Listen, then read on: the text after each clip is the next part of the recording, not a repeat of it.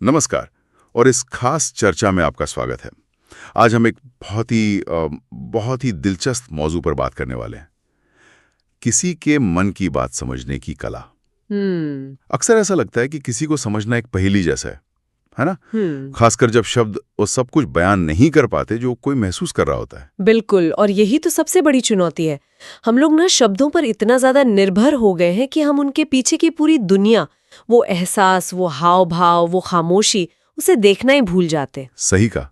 तो आज हमारी कोशिश यही है कि इस पहेली को सुलझाने के कुछ धागे खोजें। और देखिए, हम यहाँ कोई माइंड रीडिंग की टेक्निक नहीं बताने वाले हैं। नहीं, बिल्कुल नहीं। बल्कि हम बाहर से अंदर की तरफ चलेंगे। मतलब पहले देखेंगे कि शरीर क्या कहता है, फिर सुनेंगे कि शब्दों के पीछे क्या छिपा है, और आखिर में समझेंगे कि किसी के दिल तक पहुंचने के लिए वो भरोसे का माहौल कैसे बनाया जाए। बढ़िया है। तो शुरुआत करते हैं सबसे पहली परत से, यानी शब्दों से परे देखना, बॉडी लैंग्वेज। हाँ, ये एक ऐसा एरिया है जहां मैं हमेशा थोड़ा उलझन में रहता हूं। कैसे पता चले कि कोई सच में दिलचस्पी ले रहा है या सिर्फ पोलाइट होने की कोशिश कर रहा है? क्या बॉडी लैंग्वेज इसमें हमारी मदद कर सकती है? जैसे आई कांटेक्ट। लोग कहते हैं आंखें सब बता देती हैं जी। पर क्या ये इतना सीधा है? ये सीधा है भी और नहीं भी। हाँ। देखिए, ज्यादातर मामलों में अगर कोई आराम से आंखें मिलाकर बात कर रहा है तो हाँ, वो बातचीत में सहज है, शामिल है। ओके। लेकिन यहाँ एक पेच है, एक जाल। रिसर्च में एक चौंकाने वाली बात सामने आई है। अच्छा। जो लोग झूठ बोलने में माहिर होते हैं वो जानबूझकर ज्यादा आई कांटेक्ट बनाते हैं। अरे। हाँ, ताकि वो सच्चे लगें। अच्छा। तो इसका मतलब ये हुआ कि सिर्फ आंखों पर भरोसा नहीं कर सकते। तो फिर हम क्या देखें? हमें सिर्फ एक संकेत पर नहीं, बल्कि संकेतों के एक क्लस्टर पर, एक समूह पर ध्यान देना होता है। क्लस्टर? हाँ, जैसे मान लीजिए कोई नजरें चुरा रहा है लेकिन बार बार आपकी तरफ देख भी रहा है, तो हो सकता है वो झूठ नहीं बोल रहा, बल्कि शर्मीला है या शायद उस विषय पर बात करने में घबरा रहा है। एक अकेला संकेत गुमराह कर सकता है, लेकिन जब कई संकेत एक ही दिशा में इशारा करें तो तस्वीर साफ होने लगती है। ये तो बहुत अहम बात है। मतलब हमें एक जासूस की तरह सोचना होगा, एक सबूत पर फैसला नहीं सुनाना। बिल्कुल। अच्छा, आंखों के अलावा बॉडी पोस्चर के बारे में क्या? हमारी सामग्री में इसका भी जिक्र था। हाँ, बॉडी पोस्चर तो एक खुली किताब हो सकता है। अगर कोई बातचीत में आपकी तरफ झुका हुआ है तो ये गहरी रुचि का एक बहुत स्वाभाविक संकेत है। मतलब वो अनजाने में करीब आना चाह रहा है। बिल्कुल। लेकिन एक और दिलचस्प चीज है, पैरों की दिशा। हाँ, ये मुझे बहुत अनोखा लगा था। क्या सच में इससे भी कुछ पता चलता है? हाँ, बिल्कुल। ये हमारे दिमाग के सबसे पुराने हिस्से लिम्बिक ब्रेन से जुड़ा है, जो हमारी फाइट और फ्लाइट प्रतिक्रिया को कंट्रोल करता है। ओके। तो जब किसी के पैर दरवाजे की तरफ होते हैं, भले ही उसका शरीर आपकी तरफ हो, तो वो असल में अवचेतन रूप से एक फ्लाइट यानी भागने का रास्ता तैयार कर रहा होता है। वाह, मतलब वो बातचीत से बाहर निकलना चाहता है, कह सकते हैं। ये एक प्राइमल इंस्टिंक्ट है। ये तो कमाल की जानकारी है। तो शरीर क्या कह रहा है ये समझना पहला कदम हुआ, लेकिन देखने के बाद आता है सुनना। और मुझे लगता है यहीं पर ज्यादातर लोग चूक जाते हैं। आप बिल्कुल सही जगह पहुंचे। ये हमारा दूसरा सिद्धांत है और शायद सबसे जरूरी भी। रिसर्च में एक बहुत गहरी बात कही गई है, ज्यादातर लोग जवाब देने के लिए सुनते हैं, समझने के लिए नहीं। हाँ, ये तो होता है। हम मन ही मन में अपना अगला जुमला तैयार कर रहे होते हैं। बिल्कुल, बजाय इसके कि सामने वाले की बात को पूरी तरह महसूस करें। इसी को बदलने का नाम है एक्टिव लिसनिंग। एक्टिव लिसनिंग यानी सक्रिय होकर सुनना। तो ये सिर्फ चुप रहकर सिर हिलाना तो नहीं है। नहीं, उससे कहीं ज्यादा है। इसका मतलब है पूरी तरह से उस पल में मौजूद रहना, अपना फोन साइड में रख देना, उनकी आंखों में देखना और उनकी छोटी छोटी बातों को भी उतनी ही अहमियत देना जितनी किसी बड़ी बात को। और हाँ, सवाल पूछना। लेकिन यहाँ एक मुश्किल है। क्या हर समय गहरे सवाल पूछना थोड़ा अजीब नहीं लगेगा? कभी कभी लोग शायद सिर्फ हल्की फुल्की बात करना चाहते हों। बहुत अच्छा सवाल है। संतुलन ही सब कुछ है। एक्टिव लिसनिंग का मतलब हर बातचीत को एक इंटरव्यू बना देना नहीं है। सही है। इसका मतलब है संकेतों को पढ़ना। अगर कोई अपने मुश्किल दिन के बारे में बता रहा है तो ये पूछना, फिर तुम्हें कैसा महसूस हुआ, या उस पल तुम्हारे दिमाग में क्या चल रहा था। ये बहुत असरदार हो सकता है। अच्छा। ये सवाल दिखाते हैं कि आप उनकी कहानी में नहीं, उनमें दिलचस्पी ले रहे हैं। मैं इसका असर समझ सकता हूँ। जब किसी को लगता है कि उसे सच में सुना जा रहा है बिना किसी जल्दबाजी के, तो वो खुद ही खुलने लगता है, उसे एक तरह की सुरक्षा महसूस होती है। आपने बिल्कुल सही शब्द इस्तेमाल किया, सुरक्षा। एक अच्छा श्रोता बनना भरोसे की नींव रखने जैसा है। जब लोगों को लगता है कि उनकी बातों को अहमियत दी जा रही है, तो वे उन परतों को भी खोलने लगते हैं जिन्हें वे आमतौर पर छिपा कर रखते हैं।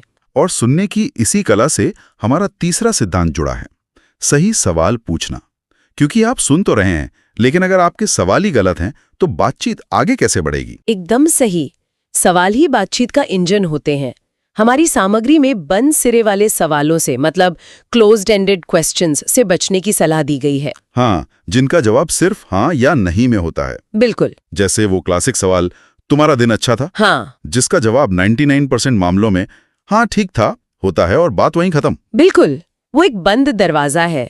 ये बस एक औपचारिकता लगता है। तो इसकी जगह क्या पूछें? इसकी जगह एक खुला सवाल पूछें, मतलब ओपन एंडेड, जो सामने वाले को सोचने और विस्तार से जवाब देने का मौका दे। जैसे सामग्री में सुझाया गया है, आज के दिन की सबसे अच्छी बात क्या रही? हाँ, ये बहुत अच्छा सवाल है। ये सवाल तुरंत व्यक्ति को अपने दिन के बारे में सकारात्मक रूप से सोचने पर मजबूर करता है और उनके पास बताने के लिए कहानी होती है। सही कहा। या फिर इस बारे में तुम्हारी क्या राय है? इस तरह के सवाल ये संदेश देते हैं कि मैं सिर्फ जानकारी नहीं चाहता, मैं तुम्हारा अनुभव और तुम्हारा नजरिया समझना चाहता हूँ। इससे बातचीत सतह से उठकर गहराई में चली जाती है और सामने वाले को महसूस होता है कि उनकी सोच मायने रखती है। तो सही सवाल पूछने से एक भरोसा बनता है, और मुझे लगता है भरोसे के लिए सबसे जरूरी चीज है एक सुरक्षित माहौल। हमारा चौथा सिद्धांत उसी से जुड़ा है ना? बिल्कुल। कि आप सवाल तो पूछ लें, लेकिन अगर सामने वाले को ये डर हो कि उसे जज किया जाएगा, तो वो कभी सच नहीं बोलेगा। बिल्कुल। यहीं पर आकर सारी तकनीकें वो धरी की धरी रह जाती हैं अगर ये माहौल न हो। भावनात्मक सुरक्षा का मतलब है एक ऐसा स्पेस बनाना जहां कोई भी बिना किसी डर के अपने सबसे कमजोर पल, अपनी गलतियां और अपने डर साझा कर सके। उसे विश्वास हो कि उसकी बातों का मजाक नहीं उड़ाया जाएगा। और यहाँ एक बहुत आम गलती होती है जो हम सब करते हैं, तुरंत समाधान देने की कोशिश करना। किसी ने अपनी परेशानी बताई नहीं कि हम फिक्सर बन जाते हैं। हाँ, तुम्हें ये करना चाहिए या ऐसे क्यों नहीं करते? हाँ, ये फिक्स इट मोड बहुत आम है। सोचिए, कोई दोस्त कहता है आज बॉस ने बहुत सुनाया, और हम तुरंत कहते हैं तुम्हें एचआर से बात करनी चाहिए, जबकि वो शायद बस ये सुनना चाहता था, अरे यार ये तो बहुत बुरा हुआ। बिल्कुल। इस पर मनोविज्ञान एक बहुत दिलचस्प फर्क बताता है। वो क्या है? समाधान देना कॉग्निटिव एम्पैथी है, यानी किसी की समस्या को दिमाग से समझना, लेकिन उस पल में जरूरत एफेक्टिव एम्पैथी की होती है। मतलब किसी के एहसास को दिल से महसूस करना। हम अक्सर पहले वाले पर कूद पड़ते जबकि दूसरे की जरूरत होती है। मतलब पहले महसूस करो, फिर समाधान पर बात करो अगर जरूरत हो तो। बिल्कुल। और इसके लिए एक बहुत शक्तिशाली वाक्य है। क्या? मैं समझ सकता हूँ कि ये तुम्हारे लिए कितना मुश्किल रहा होगा। सुनने में सरल लगता है, लेकिन ये उनकी भावनाओं को मान्यता देता है। ये कहता है तुम्हारी भावनाएं जायज हैं और मैं तुम्हारे साथ हूँ। ये तुरंत एक कनेक्शन बनाता है। सही बात है। ये सारी बातें, शरीर को पढ़ना, ध्यान से सुनना, सुरक्षित महसूस कराना, ये सब बहुत शक्तिशाली हैं। लेकिन ये सब बेकार हैं अगर आप में एक चीज ना हो, और मुझे लगता है वो हमारा आखिरी सिद्धांत है, धैर्य, निरंतरता और धैर्य। हाँ। आज की तेज रफ्तार दुनिया में हम ये भूल गए हैं कि गहरे रिश्ते और भरोसा वो एक दिन में नहीं बनते। ये कोई इंस्टेंट नूडल्स का पैकेट नहीं है। सही कहा। इसमें समय, ऊर्जा और लगातार प्रयास लगता है। सामग्री में एक शब्द इस्तेमाल हुआ है, स्थिर दोस्त या साथी बनना। ये मुझे बहुत महत्वपूर्ण लगा। मतलब आप उनके अच्छे और बुरे दोनों समय में मौजूद हैं। बिल्कुल। ऐसा नहीं कि जब सब ठीक है तो आप साथ हैं और मुश्किल में आप गायब हो गए। यही निरंतरता ही भरोसे की बुनियाद है।